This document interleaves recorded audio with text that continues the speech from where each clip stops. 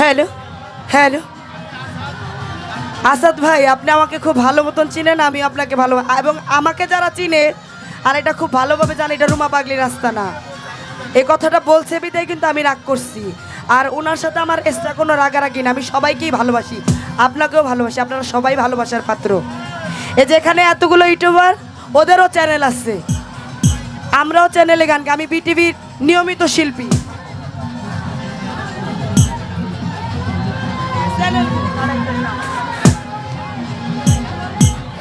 তো যাই হোক, আমার ছেলে ইয়াসিন মেয়ের টানে টানে আইসা পড়ছে, ছেলের প্রতি সালাম রইল।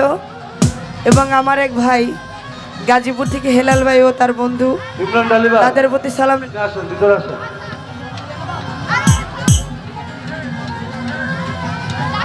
তারে বইতে গেছি বা